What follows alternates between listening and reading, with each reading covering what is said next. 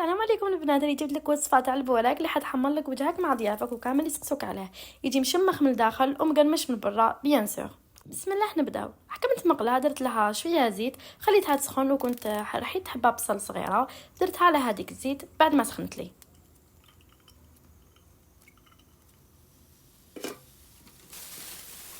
وخليتها تقلى على نار تكون قليله.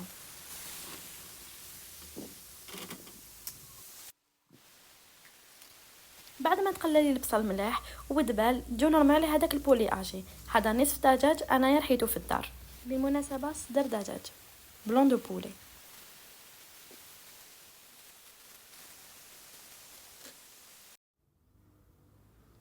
درت فلفل كحل وسكنجبير وهذا الكركم، هذا ايبيس تاع الدجاج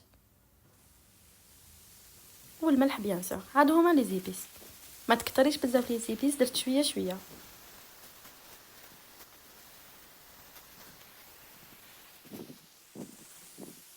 ونخليه يطيب على نار قليله.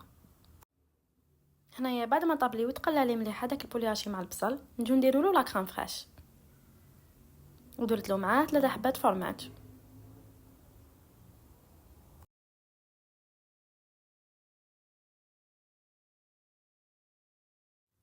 نخلوها واحد دقيقه على نار قليله ونجو نطفولها ودرت لها رشه معدنوس. لاصوص تاعنا راهي واجده. هنايا جبت الديول وبديت نعمر فيهم.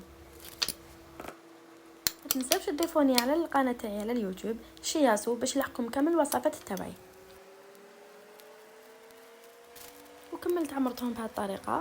بعد ما كملت عمرتهم كامل درت زيت سخون تكون سخونه مليح ونقصت لها النار وطيبتهم. هوليك البوله كيفاش جاني بعد ما طاب لي، جاني ما شاء الله. انا درتهم على صوب والوصفه تاع لاصوب تلقاوها في القناه. بقى على خير.